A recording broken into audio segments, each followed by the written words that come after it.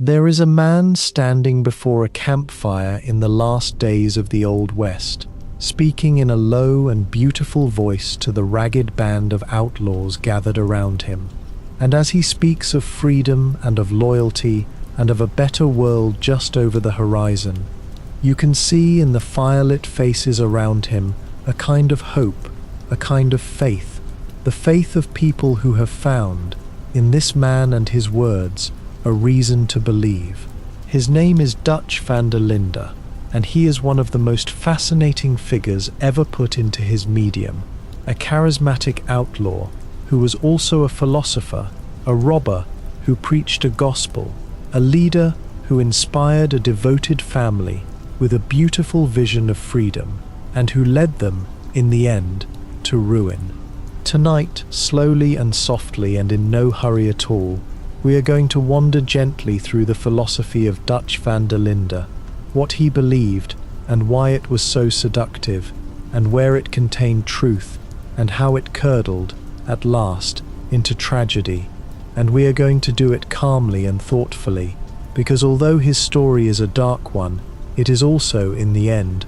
only a story, only light and imagination and make-believe, and there is nothing in any of it that can trouble you here, in the warm and ordinary quiet of your own room. So settle in now, and make yourself comfortable, and pull the blankets up, and if this kind of slow, thoughtful wander through the philosophy of a fascinating character is the sort of thing that helps you fall asleep,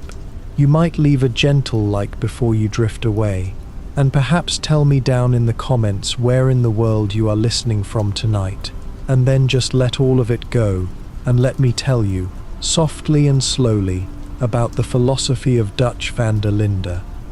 Let us begin with who he is, this outlaw philosopher, this charismatic dreamer at the head of a band of thieves.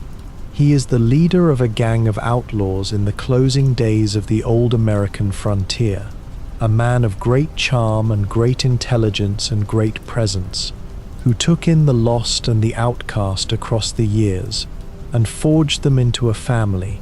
bound together by loyalty and by his own compelling vision of a freer and better life. He is not a simple criminal, not a mere robber or killer, but something stranger and more interesting,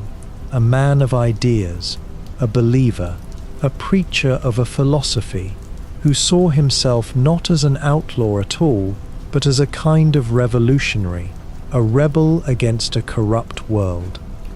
For Dutch has a philosophy, a whole world view, a set of beliefs about freedom and civilization and loyalty and the corruption of the modern world, and it is this philosophy, more than his robberies or his violence, that defines him, that draws people to him, that gives his gang its sense of being something more than a band of thieves. He speaks constantly of his beliefs, weaves them into everything he says, uses them to inspire his followers and to justify his actions, so that the gang is held together not only by need and by loyalty, but by a shared faith, a shared vision, a shared belief in the philosophy their leader preaches. And it is a genuinely compelling philosophy, at least on its surface, a vision of freedom and defiance and loyalty that speaks to something deep in the human heart, to the longing to be free, to live outside the cages of a corrupt society,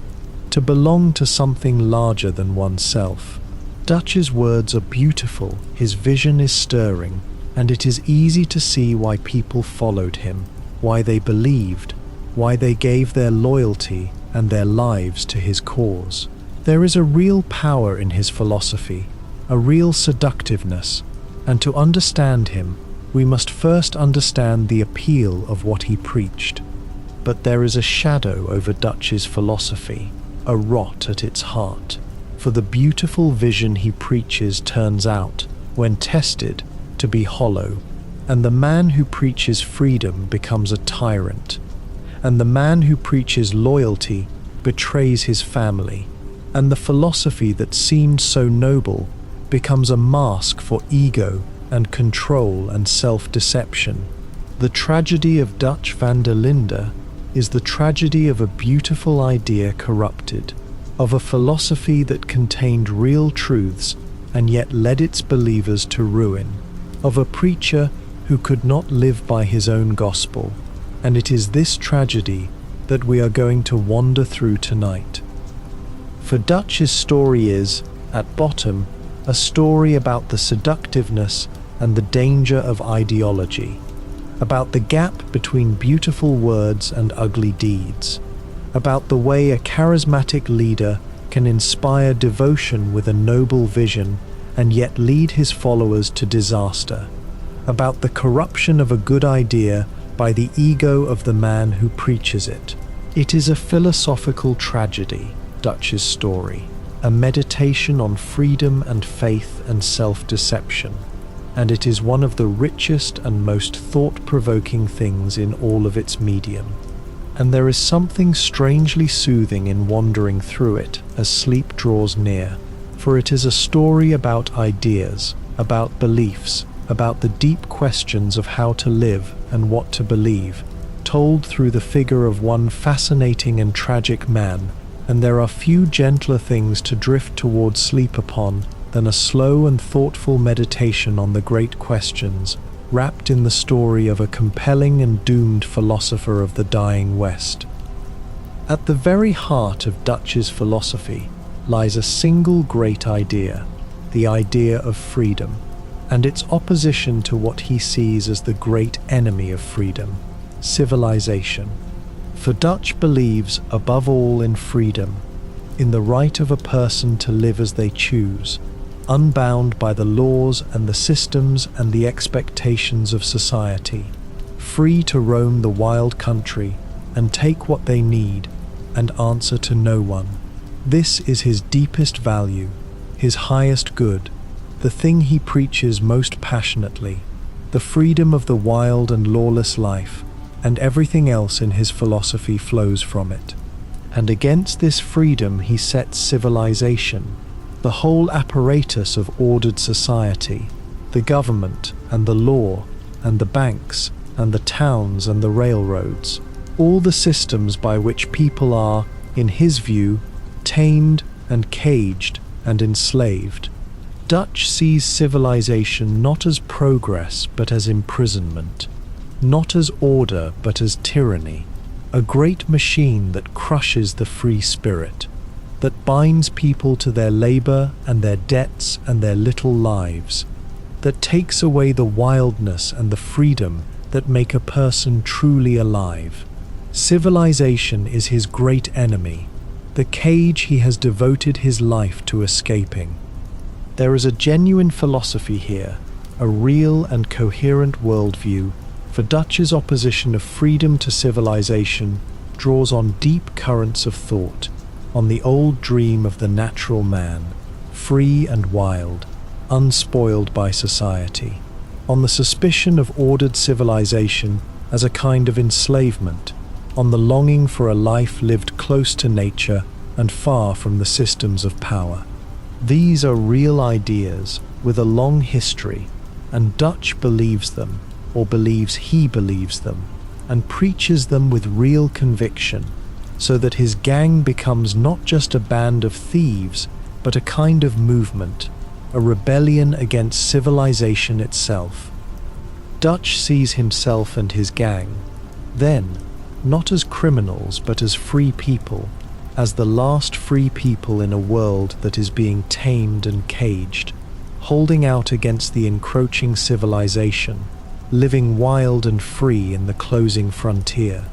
Their robberies are not mere theft, but acts of defiance, blows struck against the corrupt system, ways of surviving free in a world that would cage them. And Dutch frames it all in these terms, so that his followers can see themselves not as outlaws but as rebels, not as thieves but as free spirits fighting for their freedom. There is something genuinely stirring in this vision, in the idea of the free person defying the cage of civilization, of the wild spirit holding out against the taming of the world. And it speaks to something deep in the human heart, to the longing for freedom, for wildness, for a life unbound by the systems that hem us in. Dutch's philosophy of freedom is beautiful in its way, and it is easy to see why it inspired such devotion, why his followers believed, why they were willing to live and die for the freedom he preached. And there is a poignancy in the timing of it, for Dutch preaches this philosophy of freedom at the very moment when the free life he loves is ending, when civilization is closing over the frontier at last, when the wild country is being tamed and settled and caged. His philosophy is the philosophy of a dying way of life, a last defiant cry for freedom in a world that has no more room for it. And there is a deep tragedy in that, in a man preaching freedom as the age of freedom ends, holding out for the wild life even as the wild is disappearing forever. This, then, is the core of Dutch's philosophy, the great opposition of freedom to civilization,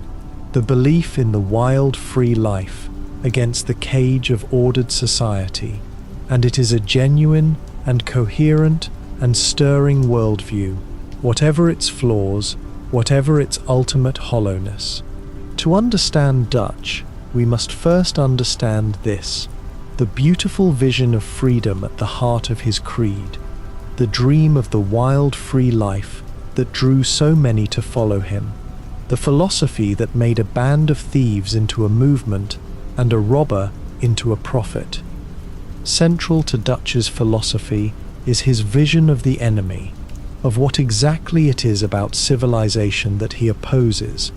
and here his thinking is sharper and more specific than mere hostility to society. For Dutch names his enemy clearly, and it is the corruption and the greed of the powerful,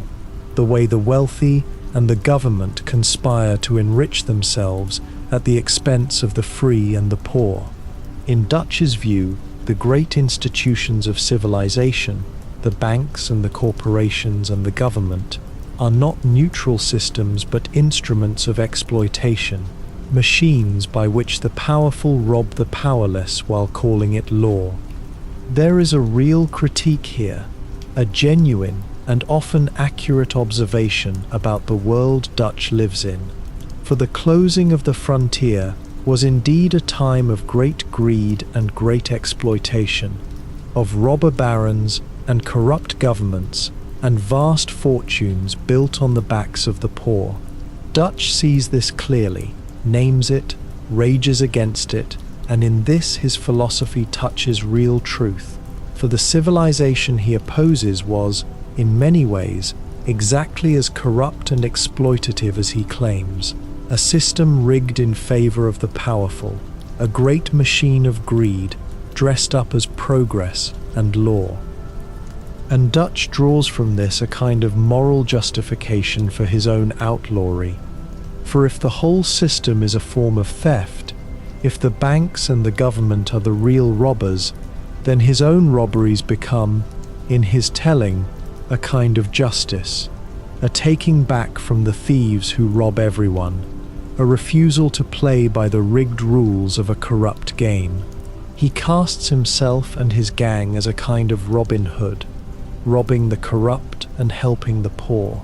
defying a system that is itself the greatest crime, so that their outlawry becomes not wickedness but resistance, not theft but a righting of wrongs. There is a seductive logic to this, a compelling moral framework that lets Dutch and his followers see themselves as the good guys, as rebels against injustice rather than mere criminals. And it is one of the most powerful parts of his philosophy, this reframing of theft as justice, of outlawry as resistance. For who would not rather be a righteous rebel than a common thief, a fighter against corruption than a mere criminal? And Dutch offers his followers exactly this, a way to see their crimes as virtue, their outlawry as a noble cause. And there is real truth mixed into it, which is what makes it so seductive. For the system Dutch opposes really is corrupt, The powerful really do exploit the powerless. The game really is rigged, and so his critique lands, resonates, convinces. It is not a lie built on nothing but a distortion built on a truth, an exaggeration and a self-justification built on a real and accurate observation about the injustice of the world, and this is what gives it its power, its ability to convince, its hold on the hearts of those who follow. But there is a rot even here, in this seemingly righteous critique, for while Dutch's diagnosis of the world's corruption may be accurate, his response to it, his own outlawry, does not actually help the poor or fight the injustice, but mostly enriches himself and his gang, so that the Robin Hood framing is, in the end, largely a self-serving fiction. Dutch robs, and he keeps what he robs, and the poor he claims to help see little of it, and the justice he claims to fight for never comes, and so his righteous critique becomes, in practice, merely a justification for his own theft, a beautiful story that lets him feel noble while he serves himself. This is the first crack we see in Dutch's philosophy, the gap between his accurate critique of the world's corruption and his self-serving response to it, between the justice he preaches and the theft he practices, and it foreshadows the deeper cracks to come. His diagnosis is often true, his cure is a lie, and the distance between them is the distance between the philosopher he claims to be and the outlaw he actually is, a distance that will grow, across his story, into an abyss. Alongside freedom, the other great pillar of Dutch's philosophy is loyalty, the sacred bond of the family, the tribe, the gang, and this too is a genuine and compelling part of his creed, perhaps the most compelling of all. For Dutch preaches, above all, that they must stand together, that the gang is a family, that loyalty to one another is the highest value, that in a hostile world, the only thing that matters, the only thing worth living and dying for, is the bond between them. This gospel of loyalty is the glue that holds the gang together, the promise that gives the lost and the outcast a home. There is a deep and genuine beauty in this, in the vision of a family forged not by blood, but by choice and loyalty, a gathering of the lost who have found in one another a belonging, a home, a reason to go on. Dutch took in the abandoned and the outcast across the years, the orphans and the runaways and the desperate, and gave them a family, a place to belong, and this is a real gift, a real good, and the loyalty that binds the gang is real, a genuine love among people who had no one and found, in one another, everyone. And Dutch preaches this loyalty with real passion, weaves it into everything, makes it the highest law of the gang, so that to be loyal is to be good, and to betray is the worst of sins. The bond of the family is sacred, in his telling, the one thing that must never be broken, the loyalty that must be absolute. And this creed of loyalty gives the gang its strength, its cohesion, its sense of being something more than a band of thieves, a true family bound by an unbreakable bond. There is real truth and real value in this part of his philosophy, for loyalty and belonging and family are genuine goods,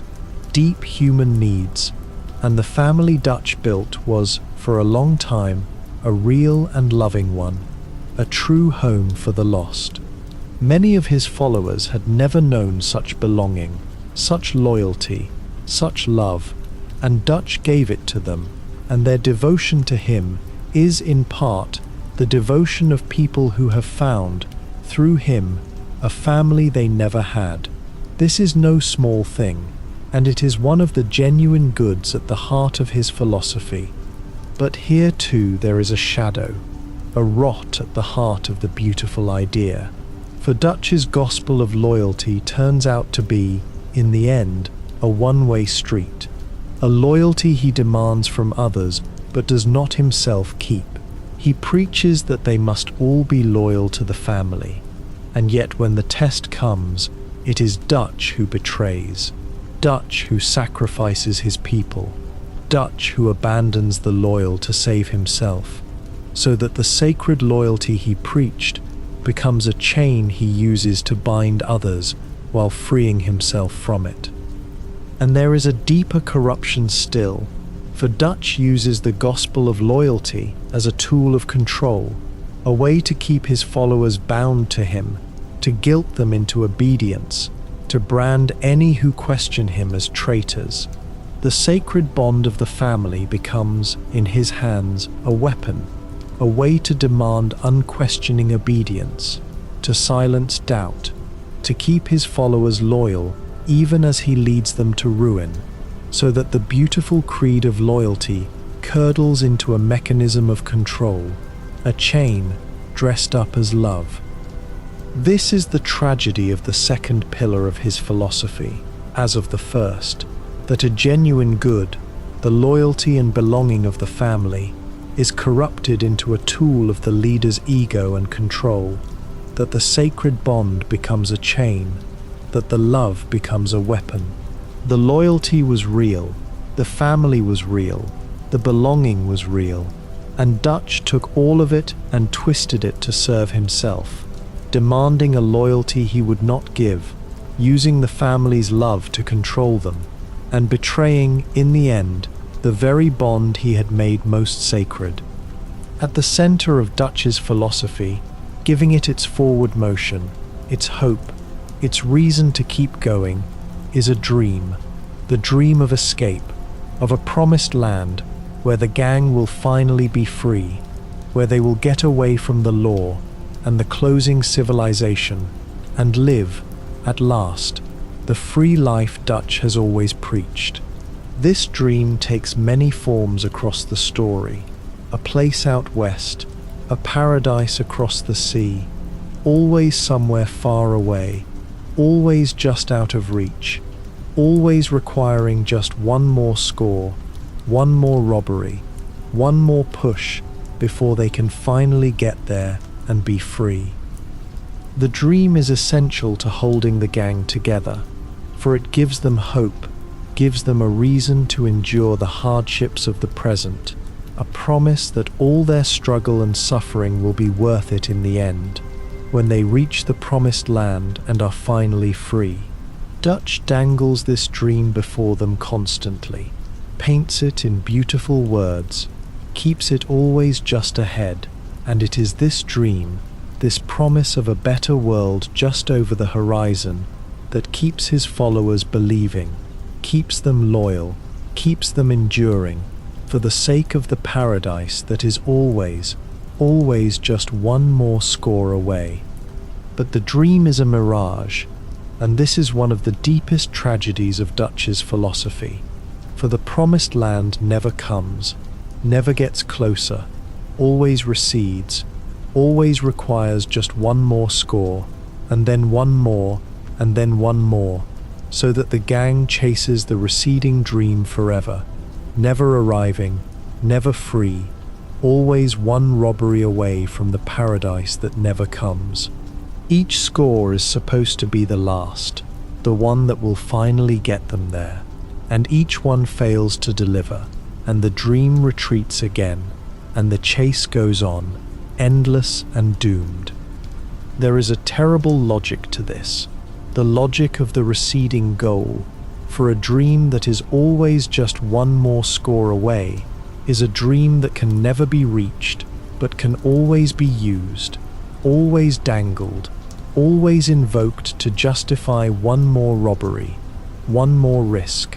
one more sacrifice. The dream of escape becomes, in Dutch's hands, a way of keeping the gang endlessly at work, endlessly robbing, endlessly risking their lives for the sake of a freedom that never arrives. And there is a deep manipulation in it, whether Dutch fully intends it or not, the endless dangling of a paradise that keeps the followers laboring forever. And there is a question at the heart of the dream, a question the story never quite answers, of whether Dutch himself believes in it, whether the promised land is a genuine hope or a deliberate lie, or something in between, a hope Dutch tells himself even as it slips away, a dream he needs to believe as much as his followers do. Perhaps Dutch is not a cynical manipulator dangling a lie, but a desperate believer clinging to a hope, telling himself and his followers that the paradise is just ahead because he cannot bear to admit that it is not, that there is no escape, that the free life is ending and cannot be saved. This is perhaps the most poignant reading of Dutch, not as a liar, but as a man deceiving himself, clinging to a dream he needs to believe, promising a paradise he cannot deliver, because to admit its impossibility would be to admit the failure of his whole philosophy, the death of his whole vision. The dream of escape is the last hope of a doomed way of life, and Dutch clings to it and dangles it and chases it, long past the point where any reasonable person could still believe, because it is all he has, because without it his whole philosophy collapses. And so the dream of escape, the promised land, the paradise just one more score away, becomes the engine of the gang's doom, the mirage that leads them ever deeper into danger and disaster, chasing a freedom that recedes forever. It is a beautiful dream, the dream of the free life in the promised land, and it is a deadly one, for it keeps the gang chasing the impossible, sacrificing everything for a paradise that never comes. And it is one of the clearest expressions of the tragedy of Dutch's whole philosophy, the beautiful dream that leads only to ruin. Part of what makes Dutch so fascinating is that he is not merely an outlaw who happens to have opinions, but a man who genuinely fashions himself as an intellectual, a philosopher, a man of ideas and refinement, and this self-image is central to who he is. He reads books, quotes philosophy, admires writers and thinkers, surrounds himself with the trappings of culture, plays music, dresses well, speaks in beautiful and elaborate sentences, and sees himself not as a common criminal, but as a man of the mind, a thinker, an artist of the revolutionary life. He has his intellectual heroes, the writers and thinkers whose ideas about freedom and nature and society he draws upon, and he speaks of their ideas with real enthusiasm, weaving them into his own philosophy, presenting himself as the practical embodiment of their theories, the man who lives out the ideas that others only write about. There is a real hunger for ideas in Dutch, a genuine intellectual appetite, and it sets him apart from the ordinary run of outlaws, gives him his air of refinement and depth, makes him seem like something more than a mere thief. This intellectual self-image is a large part of his appeal, both to his followers and to himself, for it lets him and them see the gang as something noble, something cultured, something more than a criminal enterprise, a movement guided by ideas, led by a philosopher, dedicated to a cause. Dutch's followers can feel, through him, that they are part of something meaningful, something intellectual, something more than mere survival. And Dutch himself can feel that he is not a criminal, but a thinker, a leader, a man of ideas living out a philosophy. But there is a question that hangs over Dutch's intellectualism, the question of how deep it really goes, of whether he is a genuine thinker or merely a man who has learned to talk like one, who uses the language and the trappings of philosophy to dress up his own desires and justify his own actions. For Dutch's use of ideas is always, in the end, self-serving. always bent toward justifying what he wants to do anyway, always deployed to convince and control rather than to genuinely seek the truth.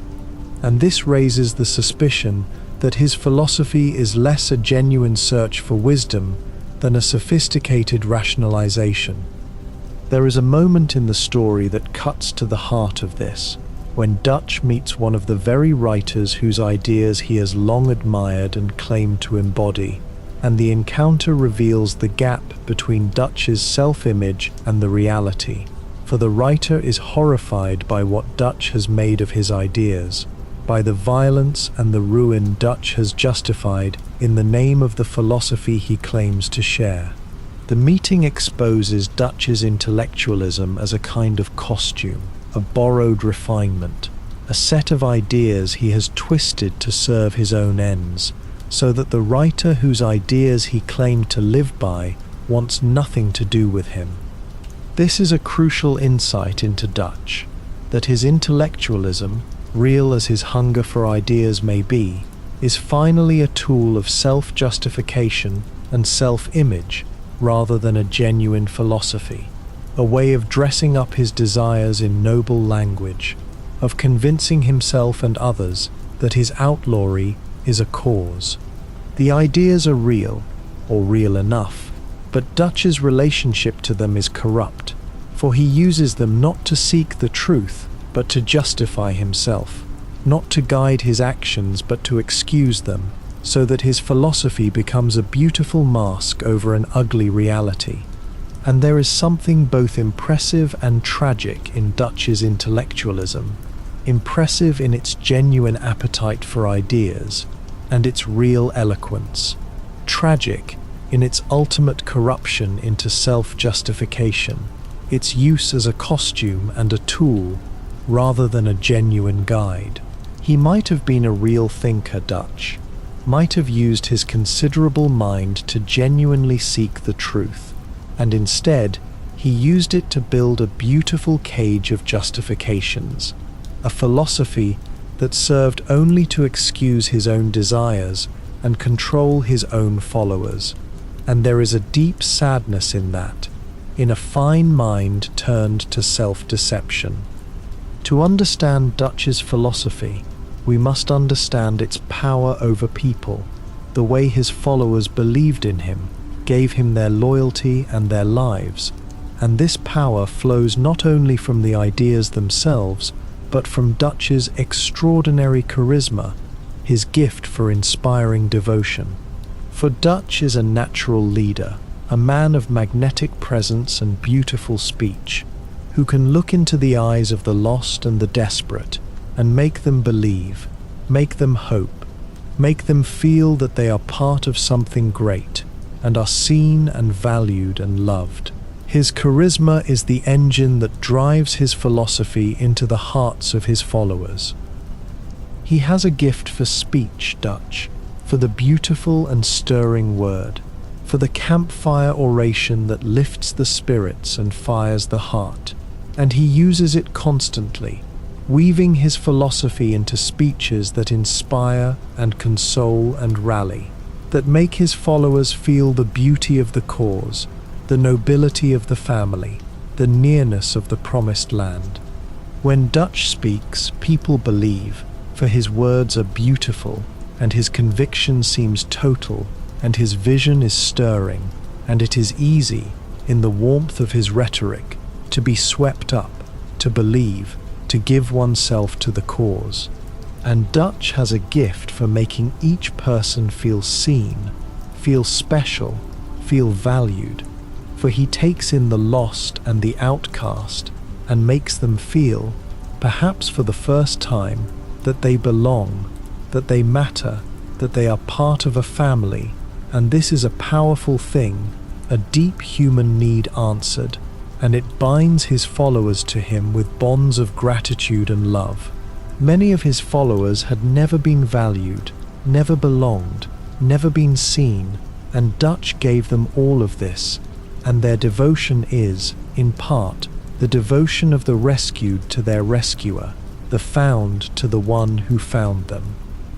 There is a genuine goodness in this power, at least at first, for Dutch really does give the lost a home, really does make the outcast feel valued, really does inspire hope in the hopeless, and the devotion he inspires is, in the beginning, earned, a response to real gifts genuinely given. But there is a danger in it too, the danger of the charismatic leader, the danger of a devotion so complete that it silences doubt, that follows even into ruin, that cannot see the leader's flaws or question his decisions, and this danger will prove, in the end, catastrophic. For the same charisma that inspires devotion also blinds, also silences, also controls, and Dutch's followers, in their love and their loyalty, follow him even as he leads them astray, believe him even as his promises fail, trust him even as he betrays them, for the bonds of charisma are strong and hard to break. The very power that gave the lost a home becomes the power that leads them to ruin, for a devotion so complete cannot easily question, cannot easily doubt, cannot easily see when the beloved leader has lost his way. There is a deep and troubling lesson here about the power of charisma, about the danger of the magnetic leader, about the way a gift for inspiring devotion can be used for good or for ill, can build a loving family or lead it to disaster.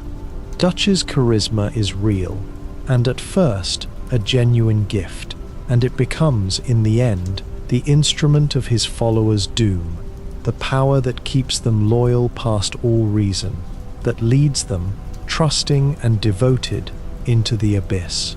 It is a warning, Dutch's charisma, about the seductiveness of the magnetic leader, about the danger of a devotion that will not question. And it is one of the deepest sources of the tragedy of his story, for his followers are not fools, are not weak, but are people answering a genuine need, responding to genuine gifts, giving a devotion that was, at first, earned and deserved, and it is precisely their good and understandable love for Dutch that leads them to follow him to ruin. There is no villainy in the followers, only love and loyalty and hope, and it is the tragedy of the charismatic leader that these good things, in the wrong hands, become the instruments of disaster. There are certain phrases Dutch returns to again and again across his story, refrains that become almost a liturgy of his philosophy, and following how these phrases change in meaning across the story is one of the most illuminating ways to understand his tragedy. The first and most famous is his constant assurance that he has a plan, that whatever crisis they face, however dire things become, he has a plan to get them through, to reach the promised land, to save them all. This assurance is meant to inspire confidence, to calm the frightened, to keep the gang trusting and following, and for a long time it works. But as the story goes on, this assurance begins to ring hollow, for the plans keep failing, the crises keep deepening, and the promise that Dutch has a plan begins to sound less like confidence and more like desperation, less like a leader who knows the way, and more like a man clinging to authority he no longer deserves. There comes a point where Dutch says he has a plan, and it is clear, to us and to some of his followers, that he does not, that the assurance is empty, that he is improvising, flailing, promising a plan he does not have, because to admit he has none would be to admit that he has lost control. The other great refrain is his plea for faith, his constant demand that his followers have faith in him, trust him, believe in him, keep the faith even when things look darkest. And this too changes in meaning across the story. For at first the plea for faith is the reasonable request of a trusted leader, But as Dutch's failures mount and his betrayals begin, the plea for faith becomes something darker, a demand for blind loyalty, a way of silencing doubt, a means of keeping his followers obedient even as he leads them to ruin. Have faith, he says, and it comes to mean, do not question me, do not doubt me, follow me even into the abyss. There is a terrible pattern here in the way Dutch uses these refrains, for they are, at bottom, demands for trust unbacked by anything that would earn it, appeals to faith in the absence of results, requests for confidence from a leader who has failed again and again. The refrains reveal the emptiness at the heart of Dutch's later leadership, the way he has nothing left to offer but words, no real plan, no real path to the promised land, only the endless demand that his followers keep believing, keep trusting, keep having faith in a leader who no longer deserves it. And the most poignant part of this pattern is watching Dutch's most loyal followers slowly lose their faith, watching the assurances that once inspired them begin to ring false,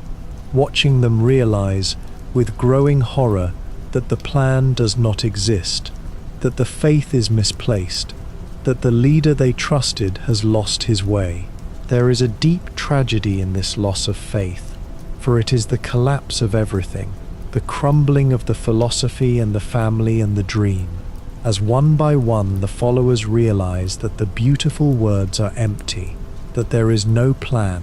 that the promised land will never come. The refrains, then, are a kind of measure of Dutch's decline, a way of tracking the hollowing out of his philosophy, for the same words that once inspired come, over time, to reveal the emptiness beneath, the desperation, the self-deception, the failure. I have a plan and have faith begin as the confident assurances of a trusted leader and become the empty pleas of a failing one. And the distance between these two meanings is the distance of Dutch's whole tragic decline, the fall from the inspiring philosopher to the desperate deceiver. And there is a universal warning in these refrains, in the way they reveal the danger of leaders who ask for faith without earning it, who promise plans they do not have, who demand trust in the absence of results. For this is the pattern of every false prophet, every failed leader, every charlatan who keeps his followers loyal with beautiful words while leading them to ruin. Dutch's refrains are a lesson in how to recognize the hollowing out of a leader, the moment when the confident assurance becomes the empty plea, when the demand for faith becomes a demand to stop thinking, and it is a lesson worth remembering. The deepest flaw in Dutch's philosophy, the rot that undoes it all, is the gap between his words and his deeds,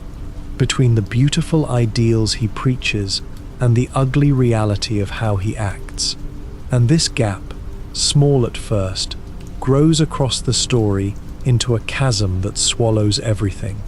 For Dutch preaches freedom, and yet he controls his followers with an iron grip. He preaches loyalty, and yet he betrays those most loyal to him. He preaches helping the poor, and yet he enriches himself. He preaches a better world, and yet he leads his people to ruin. The words are beautiful, and the deeds are their opposite, and the distance between them is the measure of his hypocrisy.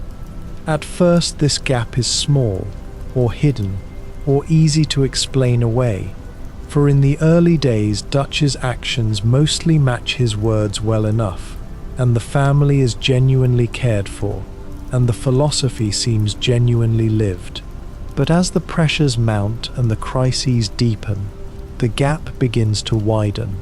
and Dutch's actions begin to betray his words more and more openly, until it becomes impossible to ignore, until his most thoughtful followers begin to see the terrible truth, that the man who preaches these beautiful ideals does not in fact live by them, that the philosophy, is a mask over something uglier. There is a particular horror in watching this gap widen, in watching a man continue to preach freedom while becoming a tyrant, continue to preach loyalty while betraying his family, continue to speak the beautiful words while doing the ugly deeds, apparently without seeing the contradiction, or without letting himself see it. For Dutch does not seem to experience himself as a hypocrite. He seems to genuinely believe, or half believe, his own words even as his actions betray them. And this self-deception, this capacity to preach one thing and do another without acknowledging the contradiction, is one of the most disturbing things about him. The gap between words and deeds is, in the end, the central tragedy of Dutch's philosophy, for it reveals that the philosophy was never really the point, was never really what drove him, but was always, at some level, a beautiful justification for what he wanted to do anyway. The freedom he preached masked his own desire for control. The loyalty he demanded masked his own willingness to betray. The better world he promised masked his own need to keep the game going, to stay in charge, to avoid admitting failure. The philosophy was the mask, and the deeds were the truth, and the truth was uglier than the mask. And there is a warning in this gap, a warning that applies far beyond Dutch, about the danger of judging people and movements by their words rather than their deeds, about the way beautiful ideals can mask ugly realities, about the importance of watching what people do rather than what they say. Dutch's followers believed his words, and his words were beautiful, and it was his deeds that revealed the truth. And by the time they learned to watch the deeds rather than the words, it was too late. The ruin was upon them. Watch the deeds, Dutch's story warns, not the words, for the words can be beautiful lies. There is a particular poignancy in the fact that Dutch's words really are beautiful, really do contain real truths, for it would be easier if he were simply a liar preaching obvious falsehoods. But he is not. He is a man preaching genuine ideals that he does not live by, mixing real truth with real hypocrisy, so that his followers cannot easily tell the beautiful truth from the beautiful lie. This is what makes him so dangerous and so tragic, that the mask is not crude but beautiful, that the philosophy is not obviously false but genuinely appealing, so that the gap between the words and the deeds is hard to see until it is too late. And so the gap between Dutch's words and his deeds is the heart of his tragedy and the source of his followers' doom, the chasm between the beautiful philosophy and the ugly reality, between the ideals he preached and the betrayals he committed. It is a chasm that grows across the story until it swallows everything, until the beautiful words are revealed as empty,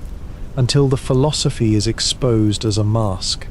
until the followers, too late, learn to watch the deeds rather than the words, and find in the deeds only betrayal and ruin. If we ask what it is that corrupts Dutch's philosophy, what turns the beautiful ideals into ugly deeds, the answer, more than anything, is ego, the deep and hidden need of the man to be the leader, to be right, to be followed, to be in control. For beneath all the talk of freedom and family, beneath all the noble ideals, there is in Dutch a hunger for power, for authority, for the devotion of his followers, and it is this hunger, this ego, that finally drives him, that bends the philosophy to its purposes, that turns the preacher of freedom into a tyrant. Dutch needs to be the leader, needs to be followed, needs to have his authority unquestioned, and this need is deeper in him than any principle, so that when his ideals conflict with his authority, it is the ideals that give way. He preaches freedom, but he cannot bear to have his followers actually free to question him or leave him. He preaches loyalty, but the loyalty must be to him. He preaches a better world, but he must be the one to lead them there. His ego is the hidden center of everything, the thing all his ideals ultimately serve, the master his philosophy secretly obeys. And Dutch cannot bear to be wrong, cannot bear to admit failure, cannot bear to have his judgment questioned. And this too is ego, and it drives much of his tragedy. For as his plans fail and his leadership falters, he cannot admit it, cannot change course, cannot accept the counsel of those who see more clearly, but must double down, must insist he is right, must silence the doubters, because to admit error would be to wound the ego that cannot bear wounding. His inability to be wrong, to admit failure, to change, is the ego's grip, and it leads him deeper and deeper into disaster. The need for control grows in Dutch as his actual control slips away. For as the world closes in, and his plans fail, and his authority weakens, he clings ever more tightly to the appearance of control, ever more desperately to the devotion of his followers,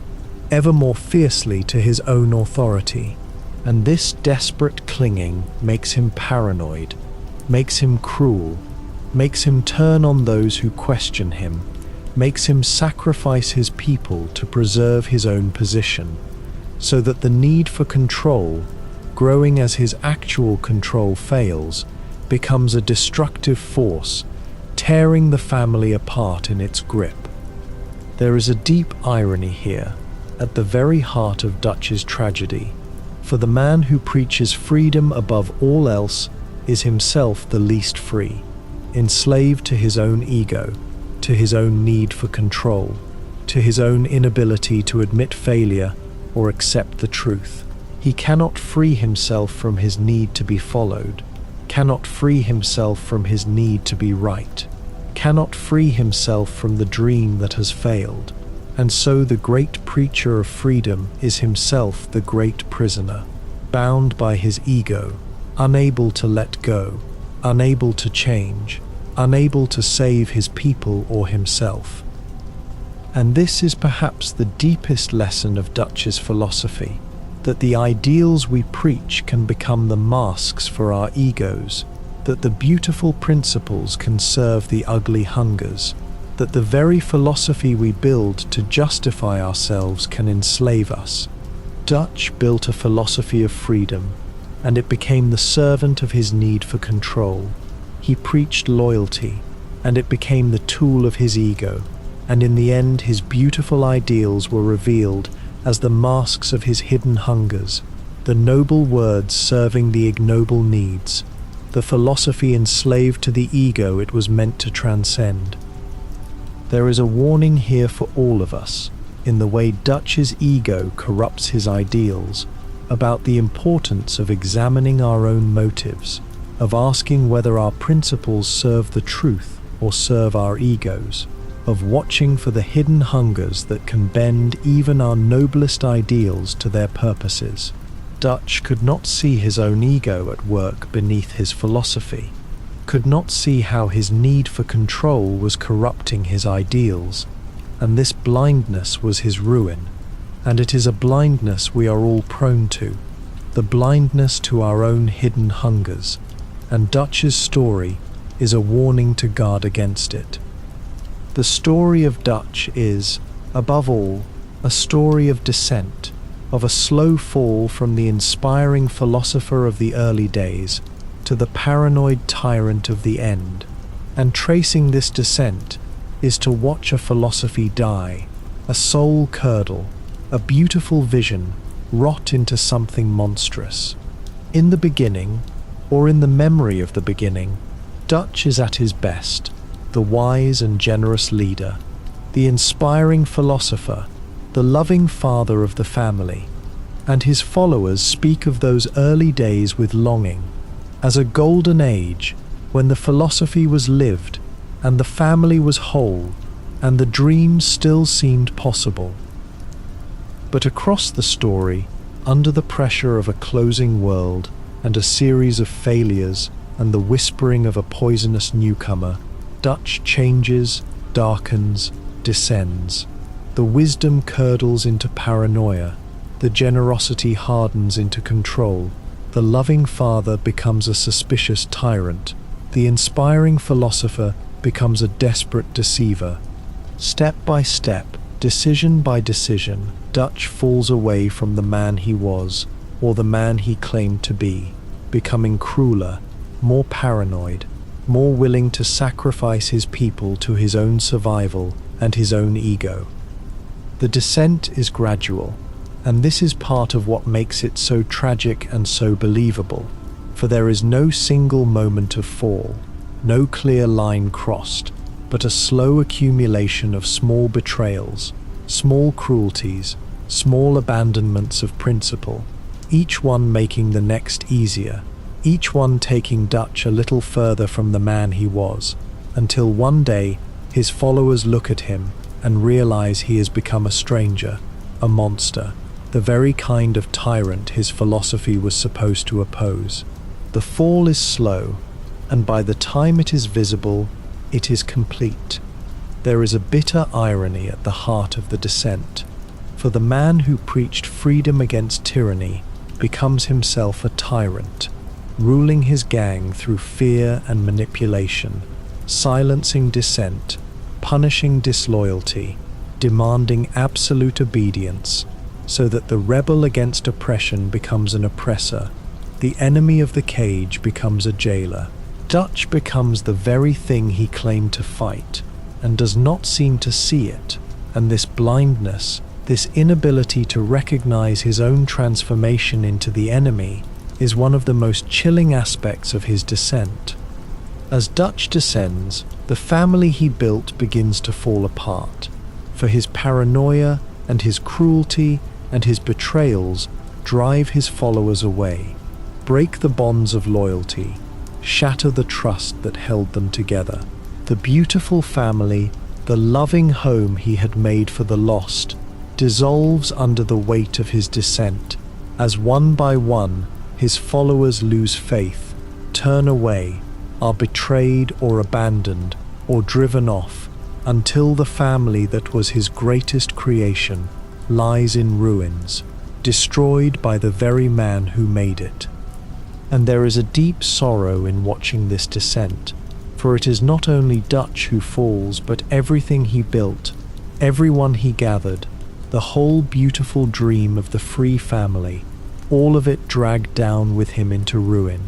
His descent is not a private fall, but a public catastrophe, taking down with it all the lost souls who trusted him, all the hopes he inspired, all the love he built, so that his tragedy is not his alone, but the tragedy of everyone who believed in him, everyone who gave him their faith and their loyalty and their lives. The descent of Dutch is, in the end, the death of his philosophy, the proof of its hollowness, the revelation that the beautiful vision could not survive contact with reality, could not withstand the pressures of the world, could not overcome the ego of the man who preached it. The philosophy that promised freedom delivered tyranny. The philosophy that promised family delivered betrayal. The philosophy that promised a better world delivered ruin. And the descent of Dutch is the long, slow, terrible unfolding of that failure, the death of a dream, the fall of a prophet into a tyrant. Dutch did not build his philosophy or his family alone, for at his side through the years was another man, an older and wiser companion, the co-founder of the gang, and this man served as the crucial counterweight to Dutch's idealism, the pragmatic voice that tempered his recklessness, the wisdom that balanced his passion. Where Dutch was the dreamer, the visionary, the man of grand ideas, this companion was the realist, the pragmatist, the one who saw the dangers Dutch overlooked, who counseled caution, who kept Dutch's soaring philosophy tethered, however imperfectly, to the hard ground of reality. This partnership between the dreamer and the pragmatist was the secret of the gang's long survival, for Dutch's vision inspired and held the family together, while his companion's caution kept them alive, kept the dreams from becoming disasters, kept the philosophy from flying off into recklessness. The two of them together made a whole, the passion and the prudence, the vision and the caution. And for many years it worked, the gang surviving and even thriving on the balance between Dutch's inspiring idealism and his companion's grounding wisdom. But when the wise companion dies, the balance is lost, and this loss is one of the great turning points of Dutch's descent. For without the pragmatic voice to temper him, without the wisdom to check his recklessness, Dutch is left alone with his idealism and his ego, free to soar into the disasters his companion would have prevented. The death of the wise counterweight removes the last check on Dutch's descent, and after it he falls faster, his recklessness unchecked, his paranoia ungrounded, his philosophy untethered from the reality that his companion had always insisted upon. There is a deep tragedy in this, in the way the loss of the wise companion accelerates Dutch's ruin, for it suggests that Dutch's philosophy was never quite whole on its own, always needed the balance of a wiser voice, always required the counterweight of prudence to keep its passion from becoming destruction. Alone, Dutch's idealism curdles into recklessness and tyranny. Balanced, it might have remained a genuine and life-giving vision, and the loss of the balance is the loss of whatever was good and workable in his philosophy, leaving only the passion and the ego to drive him to ruin. Dutch also had his sons, the young men he had raised, the ones who might have been his heirs, and his relationship with them is another crucial thread of his tragedy, for he failed them, betrayed them, drove them away. He had taken them in as lost boys and raised them, taught them his philosophy, made them his family, and they had loved him and believed in him and given him their loyalty, and in his descent he failed all of it, sacrificing them to his ego, betraying their loyalty, becoming a father who abandons his sons. The most painful of these relationships is with the sons who loved him most and believed in him longest, for they cling to their faith in him even as he descends, wanting to believe, wanting the father they loved to be the man they thought he was, and their slow, agonizing loss of faith as they are forced to see what Dutch has become is one of the most heartbreaking things in the whole story. To watch a son lose faith in his father, to watch the beloved leader revealed as a betrayer, to watch the family destroyed by the one who made it, is a deep and terrible sorrow.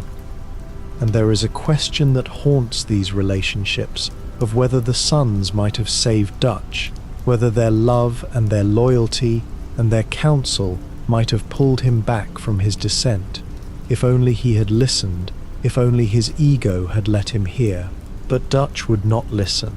could not hear, was too far gone in his ego and his paranoia to accept the counsel of the sons who loved him, and so they could not save him, could only watch him fall and be betrayed by him, and in the end oppose him, the sons forced to turn against the father who had failed them all. The final stage of Dutch's philosophical journey, seen in the years after the fall of his gang, is the curdling of his idealism into something like nihilism, the collapse of his beautiful vision of freedom into a bleak and empty despair. For Dutch survives the ruin of his gang, lives on into the years that follow, and when we see him again, later, he is a changed man, his idealism gone, his dream dead, his philosophy reduced to a bitter and hopeless creed of destruction and meaninglessness. The preacher of freedom has become, in the end, a prophet of despair. The transformation is a natural, if terrible, conclusion to his story. For when a philosophy of hope fails, when the beautiful dream is proven impossible, when the promised land never comes, what is left is often despair, the bitter conviction that nothing matters, that all is lost, that there is no point to anything anymore. Dutch's idealism, having failed, curdles into its opposite, into a nihilism that sees no meaning, no hope, no purpose, only the meaningless struggle and the inevitable end, and this despair is the final resting place of his once beautiful philosophy. In his final days, Dutch speaks not of freedom and family and the promised land, but of futility, of the pointlessness of resistance, of the inevitability of defeat, telling those who oppose him that their victories mean nothing, that the world will only produce new monsters to replace the old, that nothing they do can matter. The man who once inspired hope now preaches hopelessness. The man who once believed in a better world now believes in nothing. And this collapse from idealism into nihilism is the final tragedy of his philosophical journey, the death of the dream in despair. There is a terrible truth in Dutch's final nihilism, which is part of what makes it so chilling, for his bleak observations about the world are not simply wrong. The world does produce new monsters, resistance often does fail, the powerful often do win, and Dutch, in his despair, sees these hard truths clearly. But where once he responded to the world's darkness with a vision of hope and freedom, now he responds to it only with despair, and the difference is everything. For the same clear sight of the world's darkness can lead either to the fight for something better or to the surrender to hopelessness, and Dutch, in the end, surrenders. His final nihilism is, in a way, the logical conclusion of the hollowness that was always in his philosophy, for a vision of freedom that was never really lived, a dream that was always receding, a hope that was always empty, could only end when finally tested to destruction in despair. The beautiful philosophy that was always, at bottom, a mask and a self-deception, collapses at last into the bleak truth it had always been covering, the truth that Dutch had no real answer to the world's darkness, no real path to the promised land, nothing, in the end, but beautiful words over an empty void. And yet there is a flicker, even at the very end, of something more, for in his final moments Dutch performs an act that suggests some last remnant of the man he was, some final acknowledgement of the bonds he had betrayed, some dim memory of the philosophy he had failed. It is ambiguous, this final act, open to interpretation, and it does not redeem him, but it suggests that even in his nihilistic end, some ember of the old Dutch, the old idealism, the old love, still flickered, buried deep beneath the despair, a last trace of the beautiful vision that had failed. The curdling of Dutch's idealism into nihilism is the final chapter of his philosophy, the death of the dream, the collapse of the beautiful vision into bleak despair, and it is a fitting and terrible conclusion to his story, the prophet of freedom becoming, in the end, a prophet of hopelessness. It is a warning, this collapse, about what can happen when a philosophy of hope is built on self-deception, about how the failure of a false hope can curdle into a bitter despair, about the thin line between the idealist and the nihilist, and it is one of the darkest and most thought-provoking aspects of his whole tragic story. For all the ways Dutch's philosophy failed and corrupted and led to ruin, it would be a mistake to dismiss it entirely, to see in it nothing but self-deception and hypocrisy. for there was real truth in it, real insight, real value, and part of what makes his tragedy so poignant is that the philosophy he betrayed was not worthless, but contained genuine wisdom. It is worth pausing then to consider what Dutch got right, the truths buried in the ruin of his fallen vision. He was right about the corruption of the world, about the greed and the exploitation at the heart of the civilization that was closing over the frontier, about the way the powerful rob the powerless and call it law, about the injustice built into the systems of society. His diagnosis of the world's ills was often accurate, his rage at its injustices often justified, and there is real truth in his vision of a world rigged in favor of the powerful, a civilization built on exploitation, a progress that crushes the free and the poor. He was right, too, about the value of freedom, about the longing for a life unbound by the cages of society, about the beauty and the worth of the wild, free existence, about the way ordered civilization can tame and diminish the human spirit. There is real truth in the human longing for freedom that Dutch's philosophy expressed, real value in the wild life he loved, real insight in his suspicion of the systems that hem us in. And though he betrayed it, the ideal of freedom he preached was a genuine and beautiful one.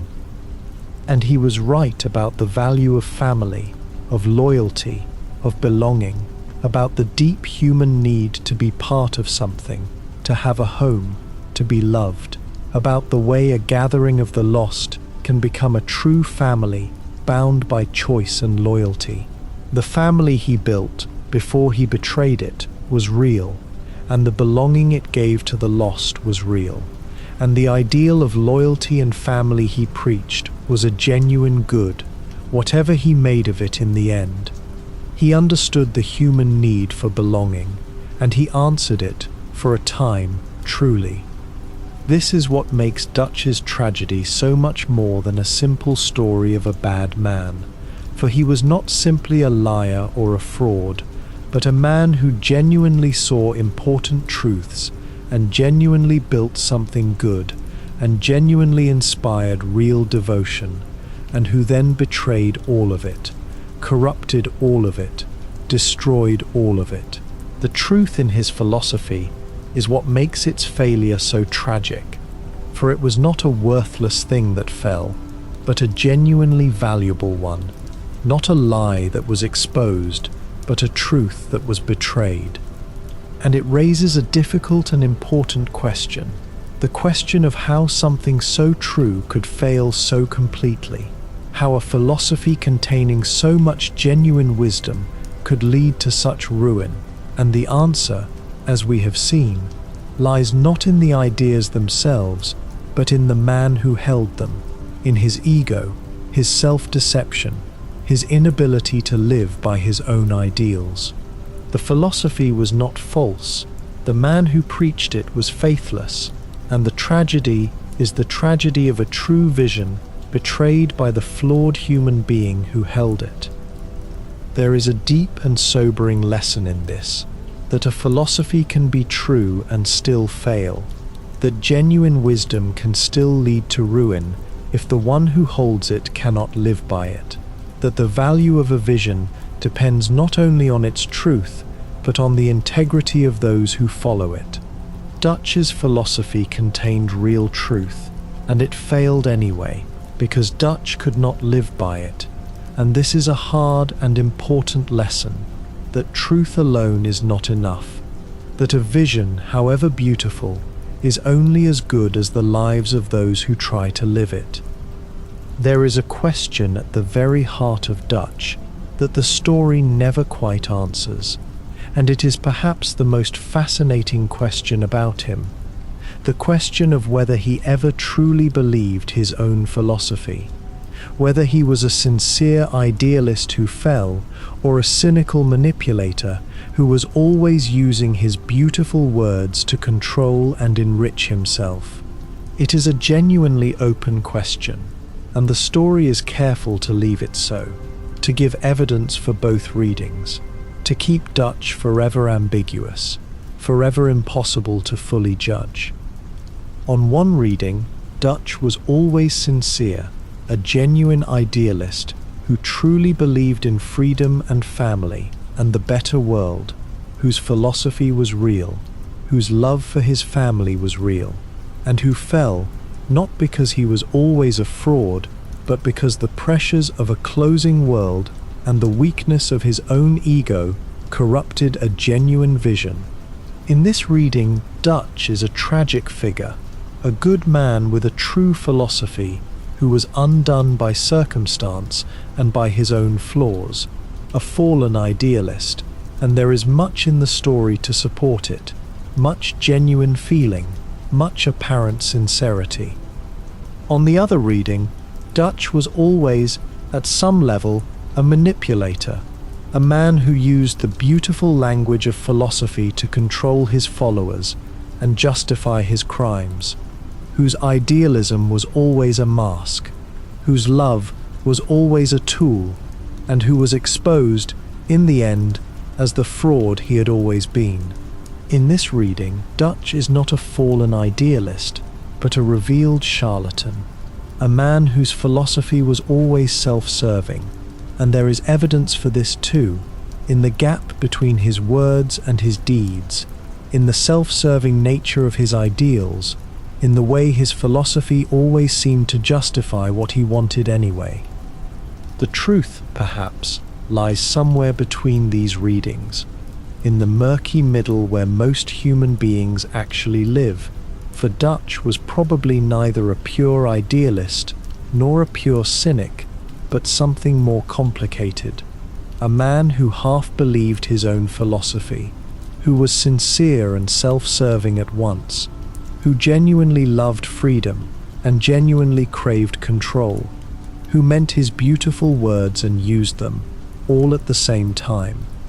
This is the most human and the most disturbing reading, that Dutch was not simply good or bad, sincere or false, but a tangle of both, believing and manipulating at once. And this ambiguity is part of what makes Dutch so compelling, so real, so impossible to dismiss, for he is not a simple villain or a simple hero, but a genuinely complex figure,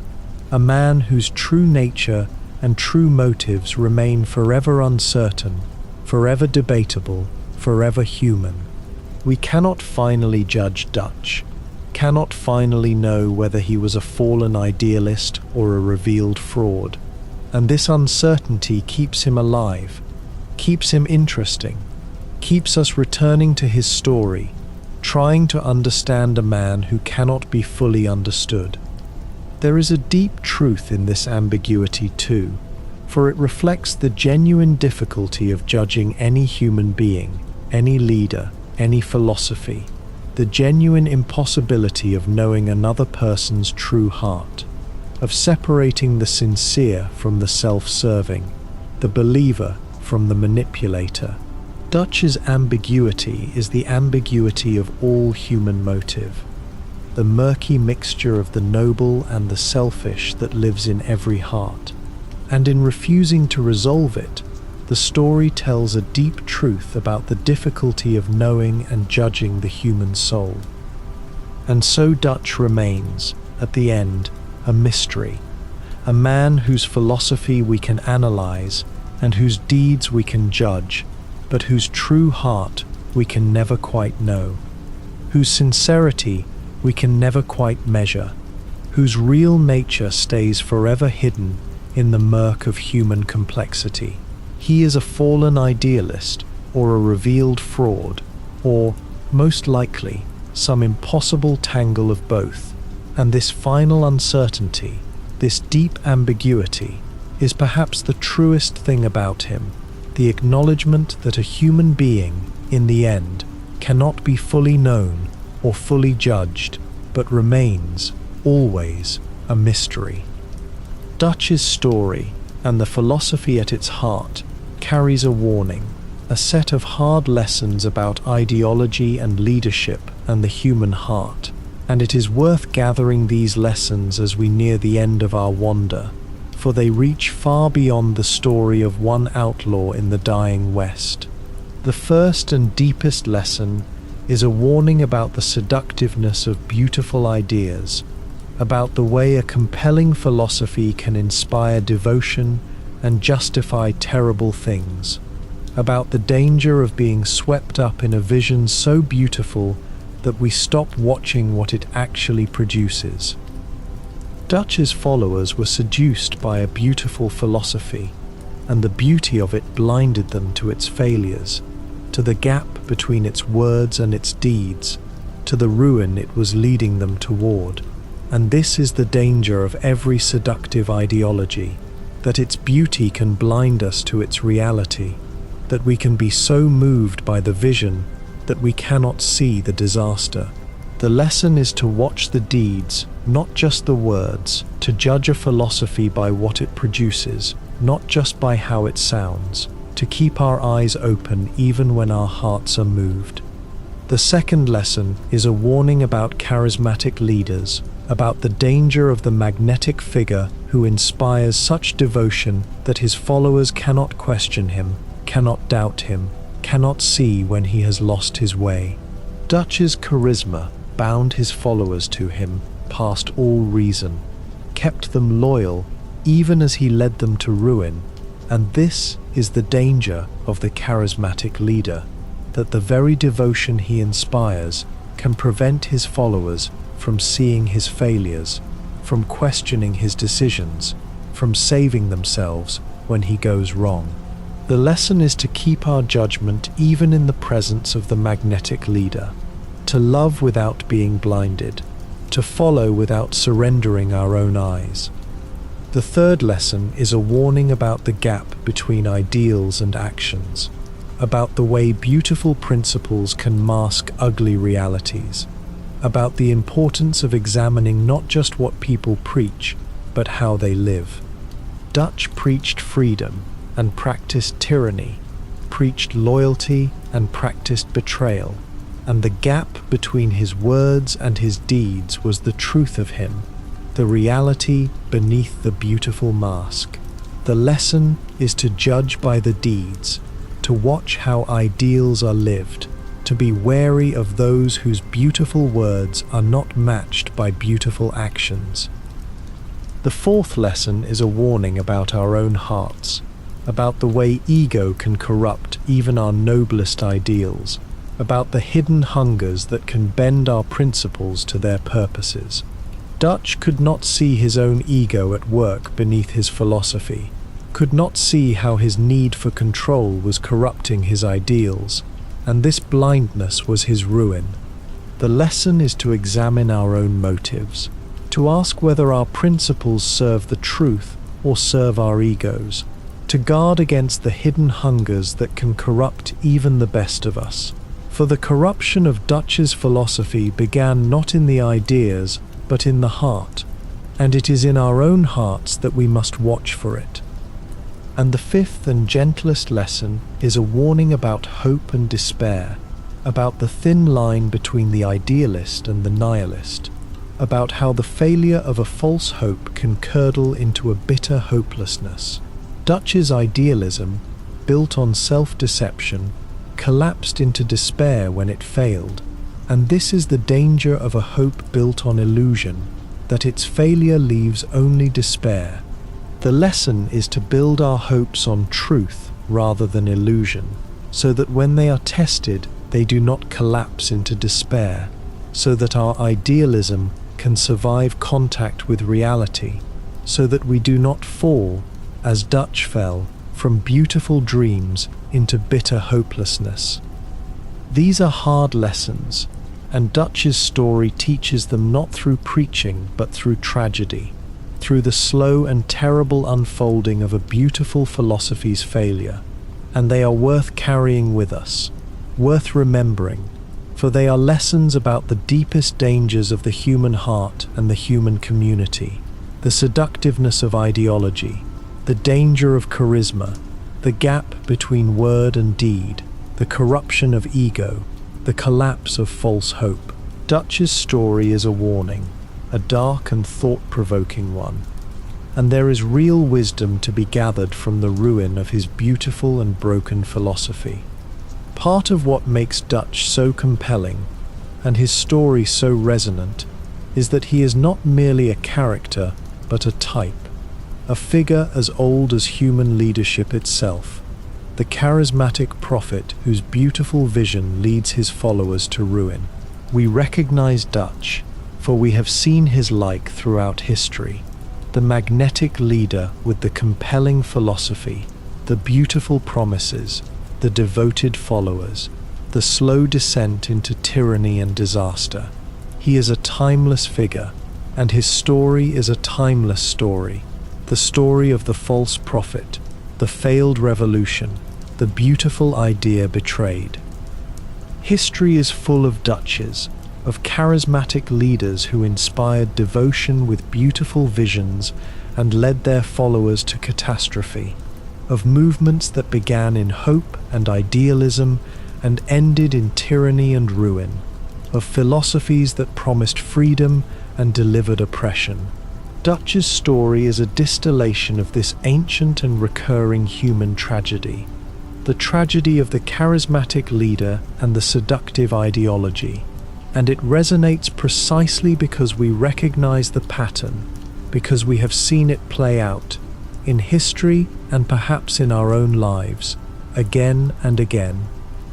There is a particular kind of leader that Dutch represents, the one who is not a simple tyrant, not an obvious villain, but a genuinely charismatic and genuinely idealistic figure whose very virtues become the instruments of disaster, whose beautiful vision and magnetic presence and inspiring philosophy lead his followers, precisely through their beauty and their power, to ruin. This is the most dangerous kind of leader, and the most tragic, for the harm they do is done not through obvious evil, but through corrupted good, not through crude villainy, but through beautiful ideals betrayed. And there is a warning in the timelessness of Dutch's figure, in the way his pattern recurs throughout history, for it suggests that we are all vulnerable to it, all capable of being seduced by the charismatic leader and the beautiful vision, all in danger of following a Dutch to ruin.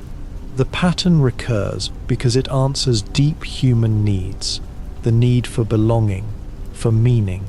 for a leader to follow and a vision to believe in, and these needs make us vulnerable, again and again, to the false prophet who offers to fill them, so that the tragedy of Dutch is a tragedy that humanity keeps repeating.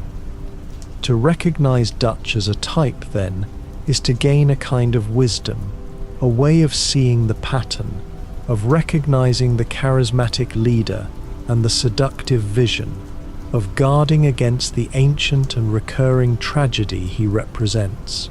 His story teaches us to be wary, not of ideals themselves, which may be true and good, but of the leaders who preach them without living them, of the visions that inspire without producing, of the charisma that binds without earning, so that we might recognize the Dutches of our own time and our own lives before they lead us to ruin. And yet there is a compassion, too, in seeing Dutch as a type, for it reminds us that he is not a monster, but a human being, caught in a pattern as old as leadership, undone by flaws that live in all of us, by an ego and a self-deception and a need for control that are universal human failings. Dutch is not alien to us, but deeply human, and his tragedy is a human tragedy, and in recognizing him as a type, we recognize also our own capacity for his failings, our own vulnerability to his fate, and this recognition is a kind of humility, a kind of wisdom, a kind of compassion. So Dutch van der Linde is more than a character in a story. He is a figure as old as human leadership, the the charismatic prophet whose beautiful vision leads to ruin, and his story is a timeless meditation on the seductiveness and the danger of ideology, on the pattern that humanity keeps repeating, on the deep human needs that make us vulnerable to the false prophet. And to understand him is to understand something important about ourselves and our history, about the leaders we follow and the visions we believe in, about the ancient and recurring tragedy of the beautiful idea betrayed. Before we come to the end, it is worth pausing to remember Dutch at his best,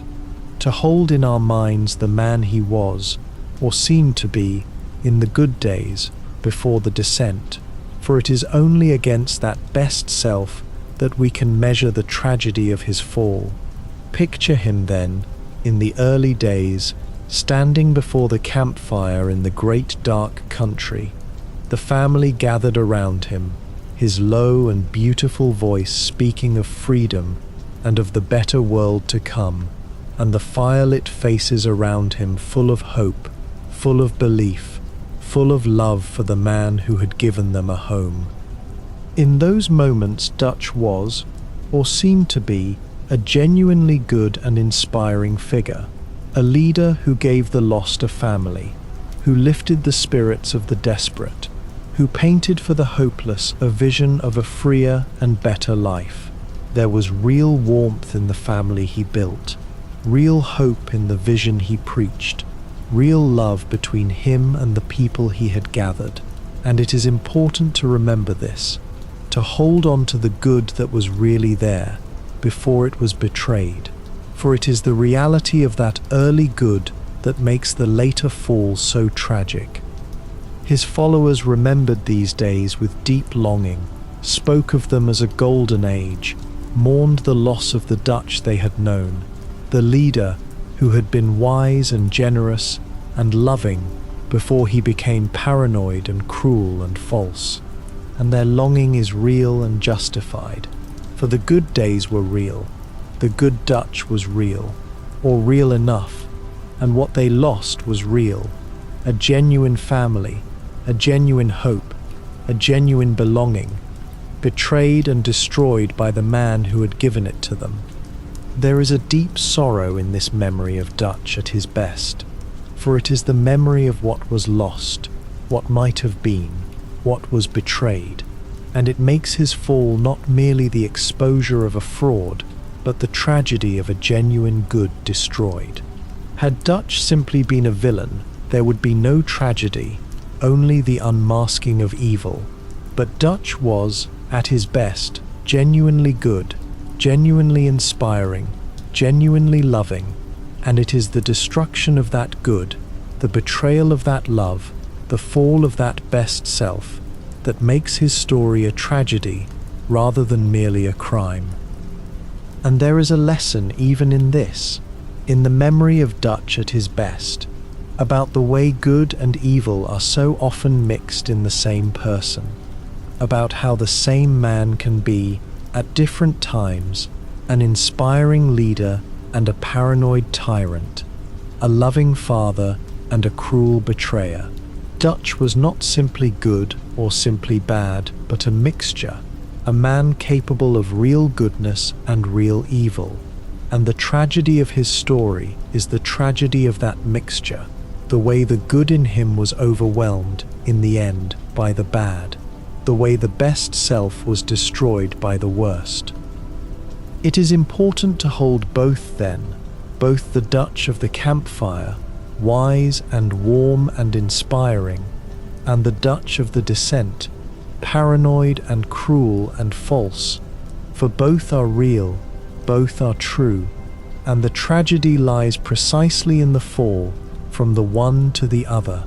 To remember only his fall is to miss the tragedy. To remember only his best is to miss the truth. And it is in holding both together, the beautiful early promise and the terrible later betrayal, that we truly understand him, in all his complexity, all his tragedy, all his heartbreaking human mixture of good and ill. And there is a strange tenderness in remembering Dutch at his best, even knowing what he became, a tenderness for the good that was really there, for the hope he really gave, for the family he really built before it all fell to ruin. It is the tenderness we feel for any beautiful thing that was lost, any good that was betrayed, any hope that failed,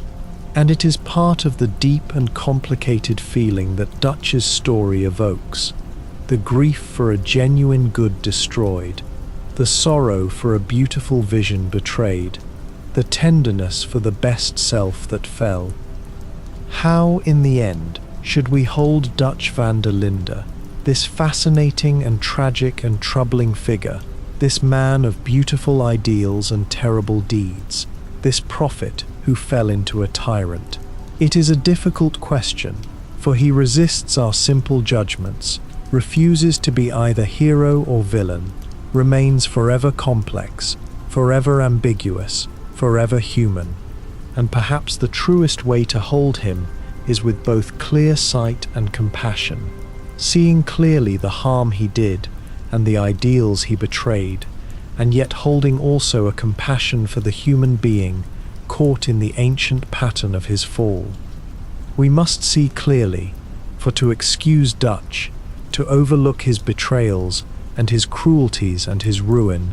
would be to miss the truth of him and to lose the warning of his story. He did real harm, betrayed real trust, destroyed a real family, led real people to real ruin, and we must not soften these truths or explain them away, for they are the reality of his fall, the deeds beneath the beautiful words, the truth that his story teaches. Clear sight demands that we hold Dutch accountable, that we see his failures for what they were, and yet we must hold compassion too, for Dutch was a human being, flawed as all human beings are flawed, caught in a pattern as old as leadership, undone by an ego and a self-deception that live, in some measure, in all of us. He was not a monster but a man, not alien but deeply human, and his failings are our failings, his vulnerabilities our vulnerabilities, so that to judge him without compassion would be to judge ourselves without mercy, to pretend that we are immune to the failings that undid him. Compassion demands that we recognize our own capacity for his fall. There is a wisdom in holding both, the clear sight and the compassion, for it is the way we ought to hold all human beings, all failures, all fallen souls, seeing clearly the harm they did, and yet holding compassion for the human being who did it. It is easy to judge without compassion, to condemn Dutch as a villain and be done with him. It is easy too to excuse without clear sight, to forgive him everything and lose the truth of his fall. And it is harder and truer to hold both, to see the harm and feel the compassion, to condemn the deeds and pity the man. And in holding Dutch this way, with clear sight and compassion, we learn something important about how to hold ourselves and one another, about the difficult art of judging without condemning, of seeing the truth without losing the mercy, of recognizing harm without forgetting humanity. Dutch teaches us, in his complexity, the complexity of all human judgment, the way real people are neither simply good nor simply bad, but tangled mixtures of both, requiring of us both honesty and mercy, both clear sight and compassion. There is a peace in this way of holding him too, a resolution to the difficult feelings his story evokes, for it lets us neither hate him nor excuse him, but understand him, see him whole, hold him in his full complexity, and this understanding is a kind of peace, a resolution, a way of laying his troubling story to rest. We need not decide, finally, whether Dutch was a fallen idealist or a revealed fraud, need not resolve his ambiguity, but can simply hold him whole, in all his complexity, with both clear sight and compassion, and find, in that holding, a kind of peace. And so we come to the end of our wander, through the philosophy of Dutch van der Linde, able, perhaps, to hold him rightly, to see clearly the beauty and the failure of his philosophy, the good and the harm of his life, the ideals and the betrayals, the prophet and the tyrant, and to hold it all together with both honesty and mercy, both clear sight and compassion. It is the truest way to hold him, and the most peaceful, and it is a gentle note on which to let his troubling and fascinating story come, at last, to rest. No account of Dutch's fall would be complete without the figure who whispered in his ear as he descended, the poisonous newcomer who encouraged his worst instincts, fed his paranoia, isolated him from the wiser voices, and pushed him ever deeper into ruin. This man joined the gang late, after the troubles had begun, and he attached himself to Dutch, flattered him, agreed with his darkest impulses, encouraged his recklessness and his cruelty, positioning himself as the loyal follower, while steadily poisoning the leader's mind and driving away those who might have pulled him back. There is a real question about the role this figure played in Dutch's fall, about how much of the descent was his doing and how much was already in Dutch himself, and it is a question worth pondering, for it touches on the nature of corruption and influence. Did the newcomer corrupt Dutch, turn a good man bad through his poison, or did he merely exploit a corruption already present, encouraging and accelerating a fall that was already underway, giving Dutch permission to become what some part of him already wished to be? The truer reading is probably the latter, that the newcomer did not create Dutch's flaws but exploited them, did not put the ego and the paranoia and the cruelty into Dutch, but found them already there and fed them, encouraged them, gave them permission to grow. For a man cannot be poisoned against his own nature. The poison works only on what is already there, and the newcomer's whispers found in Dutch a ready listener precisely because they spoke to instincts already present, an ego already hungry, a paranoia already stirring, a cruelty already waiting. This is an important insight into the nature of Dutch's fall and into the nature of corruption generally, for it suggests that the poisonous influence is never the whole story, that the one who whispers can only encourage what is already there, that the corruption comes from within as much as from without. The newcomer accelerated Dutch's fall, exploited it, profited from it,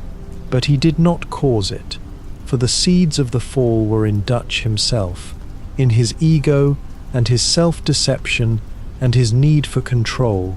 and the newcomer merely watered them.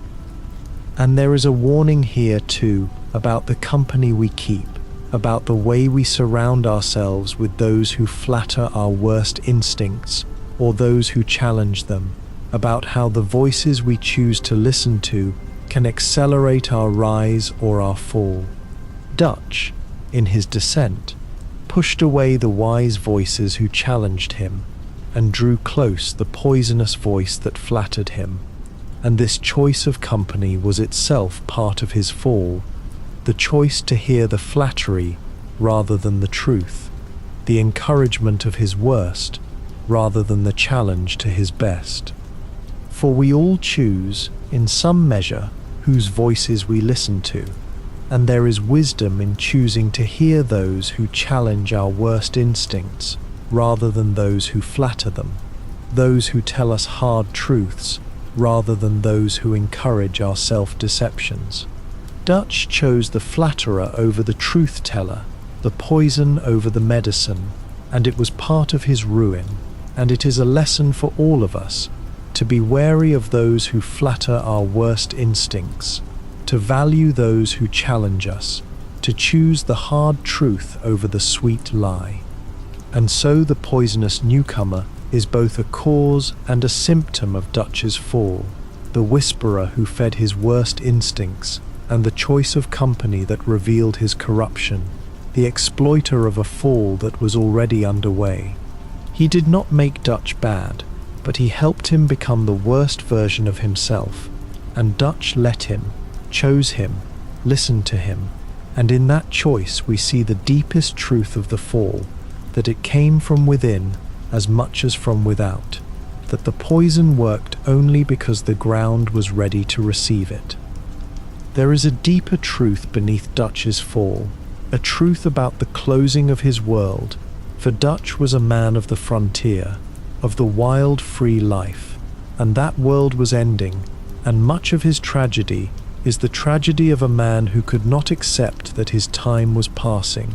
could not let go of a way of life that was dying, could not adapt to the world that was coming. The frontier was closing, the wild was being tamed, the age of the outlaw was ending, and Dutch, unable to accept it, kept fighting for a freedom that was no longer possible, kept chasing a dream that the world had already made impossible.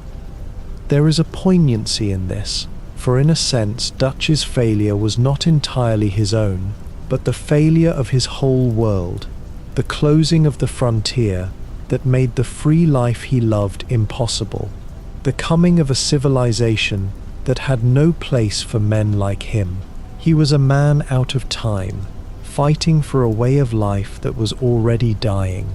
and his desperation, his recklessness, his refusal to give up, were in part the desperation of a man watching his whole world end and unable to accept it, clinging to a freedom that the world was taking away. But there is also a failure that is Dutch's own,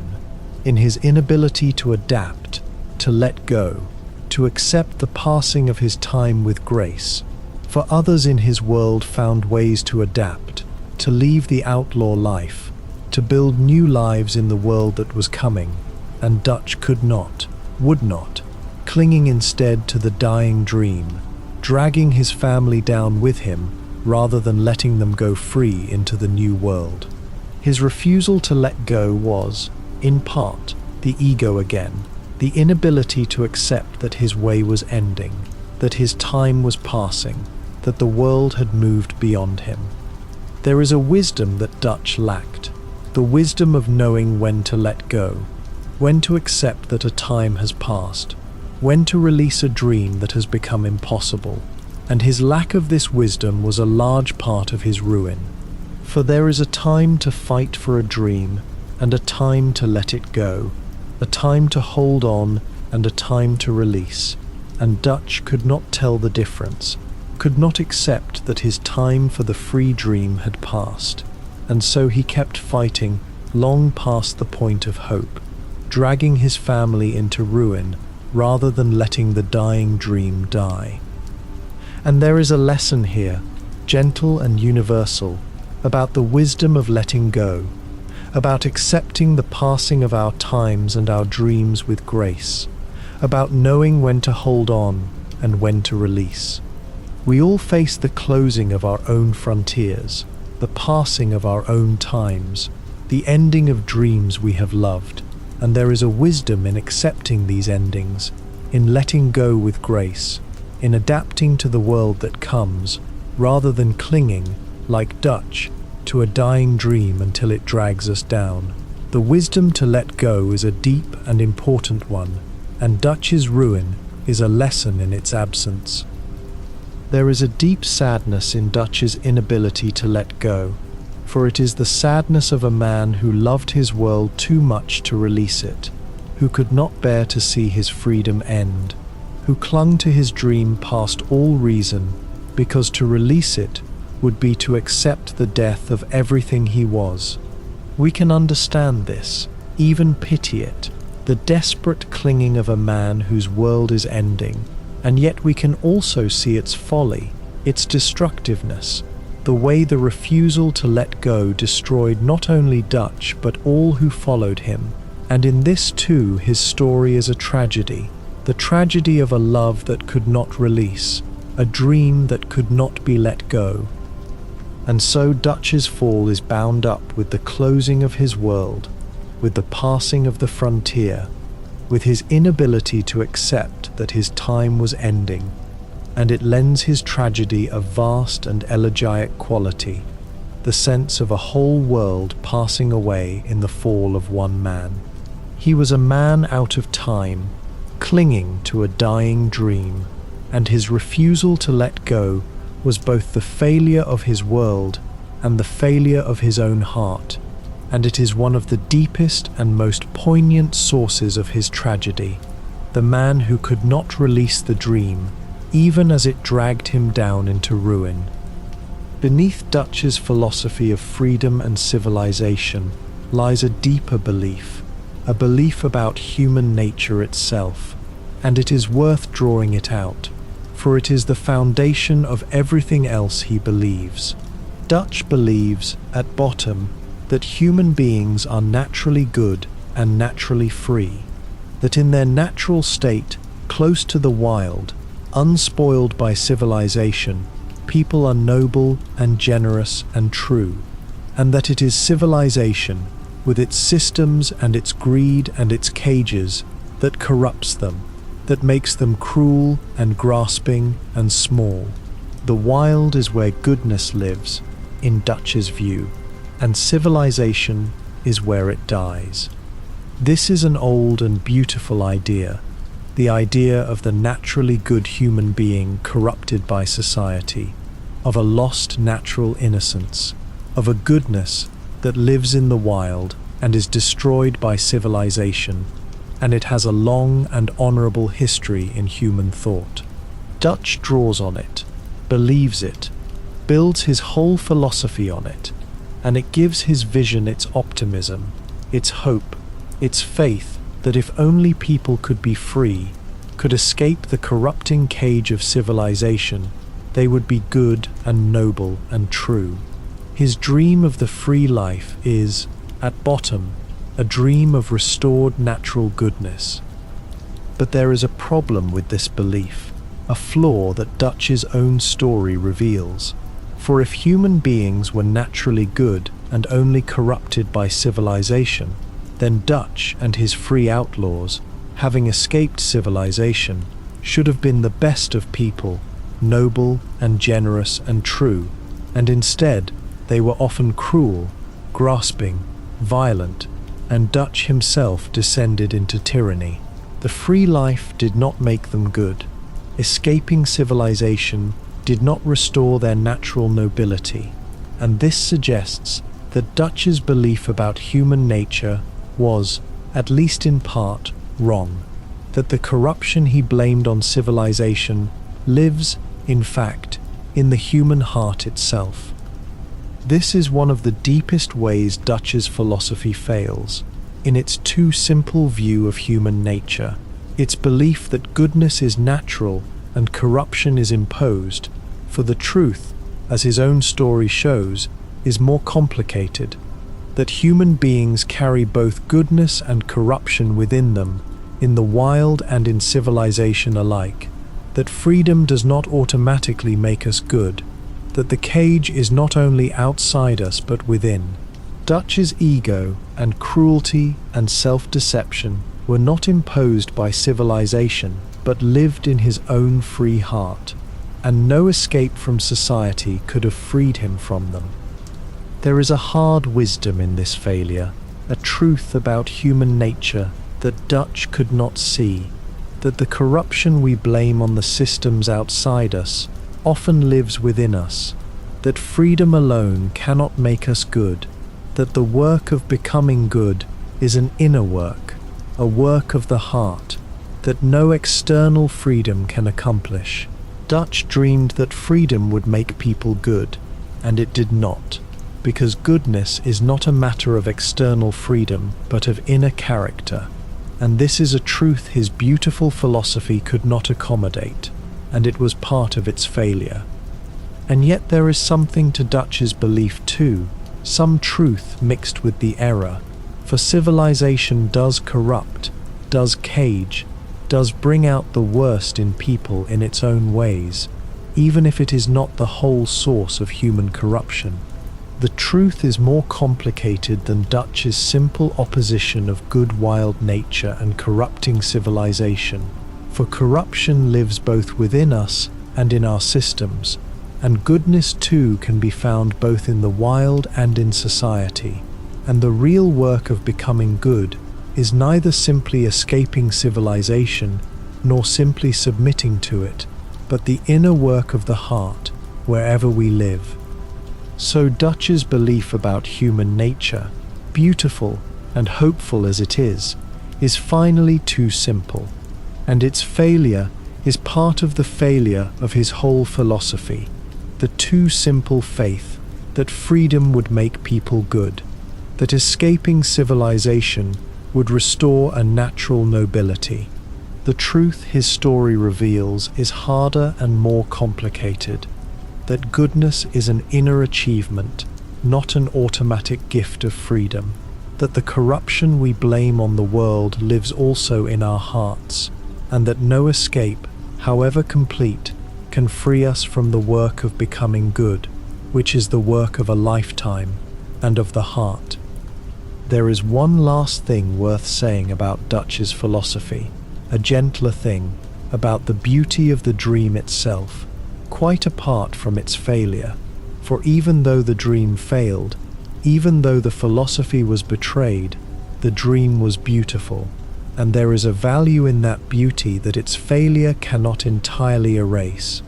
The dream of freedom, of a life lived wild and free, of a family bound by loyalty and love, of a better world just over the horizon, is a beautiful dream, and it was worth dreaming, even though it could not be reached. For there is a value in beautiful dreams, even the ones that fail, even the ones that cannot be reached, for they lift the spirit, give hope, express the deepest longings of the human heart. And Dutch's dream, for all its impossibility, expressed something true and beautiful, the longing for freedom, for belonging, for a better world. The dream failed, and yet the longing it expressed was real and good. The freedom it imagined was worth wanting. The family it built was worth having. And there is a beauty in all of this that the failure cannot entirely take away. And there is a comfort in that, in the recognition that beautiful dreams are worth having even when they fail, that the longing for a better world is good even when the world cannot be reached, that the hope for freedom and belonging is worth cherishing even when it cannot be fully realized. Dutch's dream was impossible, and it led to ruin, and yet the dream itself, the beautiful longing at its heart, remains beautiful,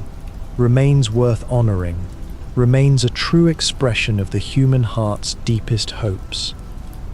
The tragedy of Dutch is not that he dreamed a beautiful dream,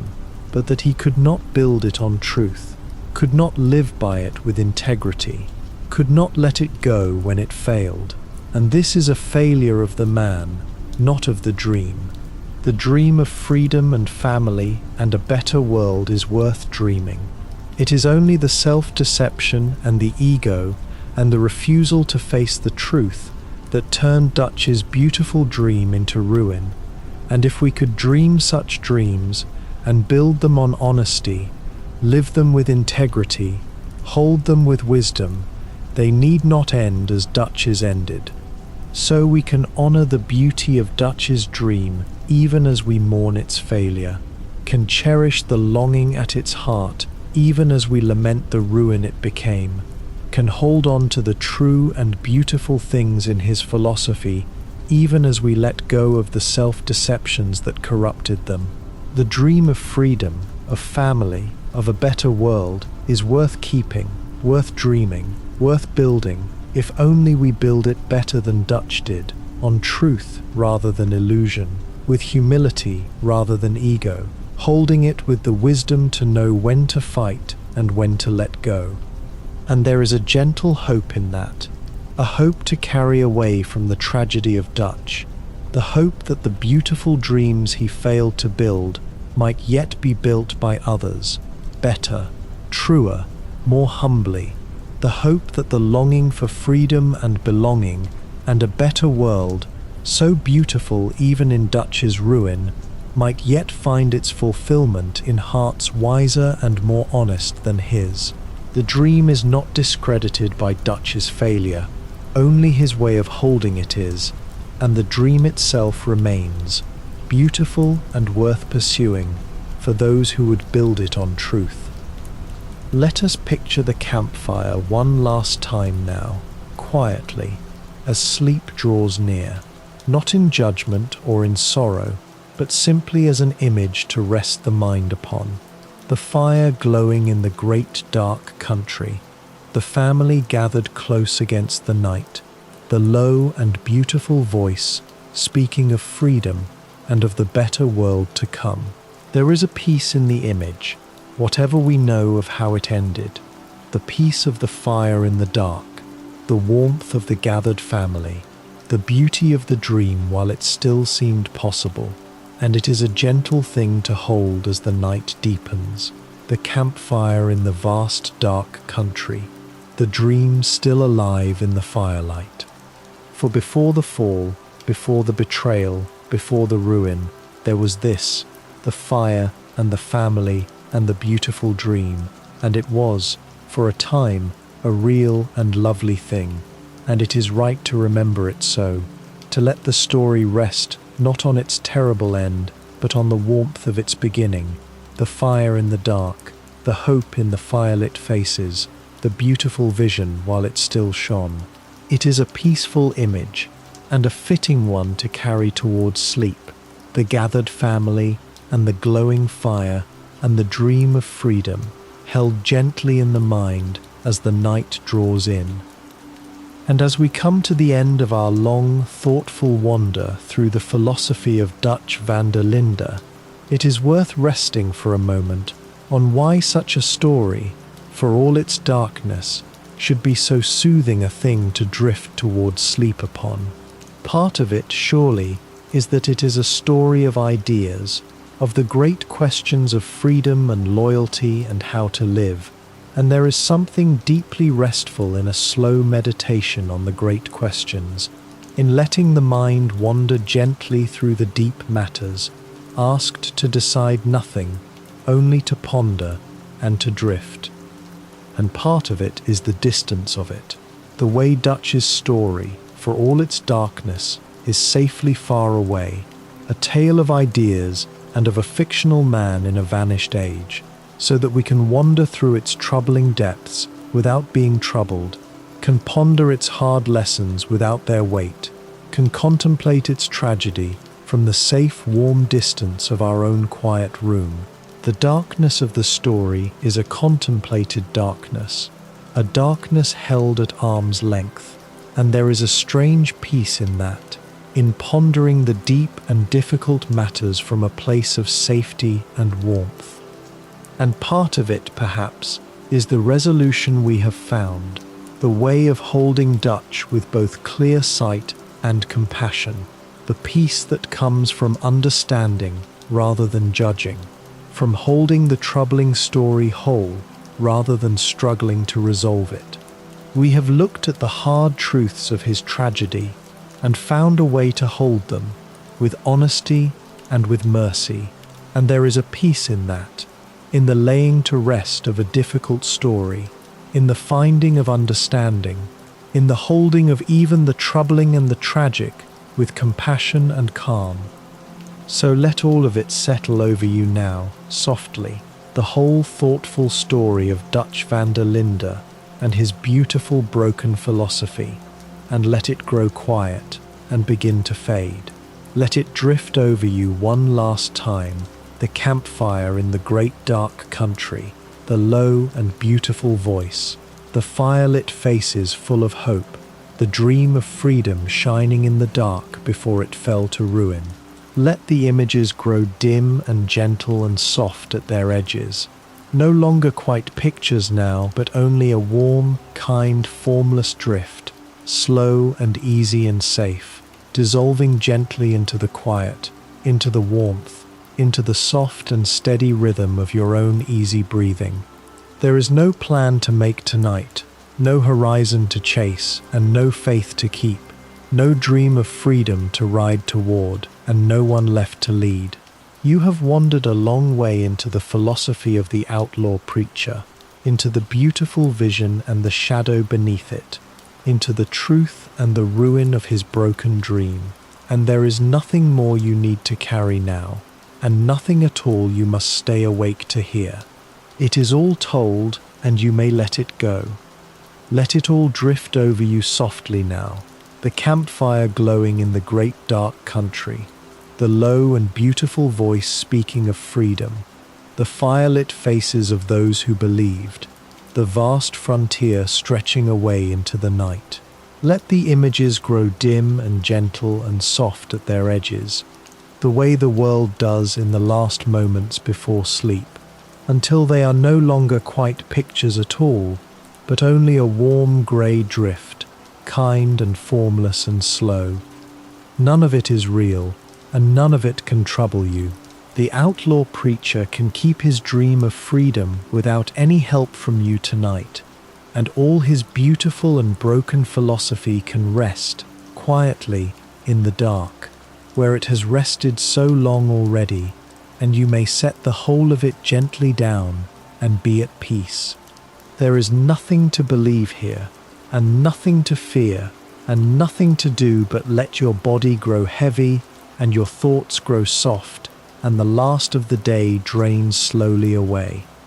You do not have to make any plans tonight, and you do not have to keep any faith, and you do not have to decide a single one of the day's hard questions. The long day is over now, every last piece of it, and you carried it well, and there is nothing left of it to figure out or to resolve, only the soft, dark closing gently around you, kind and safe and yours.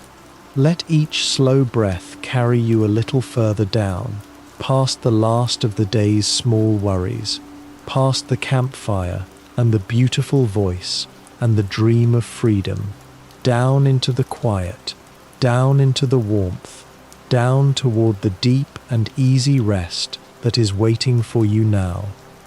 Let the great dark country grow still and quiet, the campfire burning down to embers, the beautiful voice falling silent, the gathered family drifting off to sleep beneath the enormous starlit sky. Let the whole vast frontier and its beautiful doomed dream sink into the deep quiet of the night,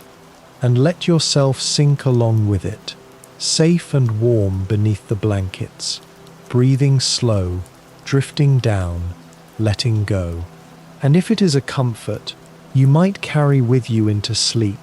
the gentle thought that beautiful dreams are worth having even when they fail, that the truths in a broken philosophy remain true, that freedom and family and hope are worth believing in still, if only we build them on honesty rather than illusion. There is nowhere you need to be, and nothing you need to decide, and nothing at all you must do now but rest.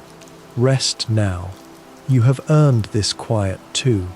Let the far campfire and its beautiful doomed dream fade into the ordinary, gentle dark of your own room, soft and kind and yours to sleep in. And there is nothing at all you need to do until morning but lie still in the warmth and breathe and drift and rest. Sleep well and let the gentle dark carry you softly down toward the light of morning. Good night.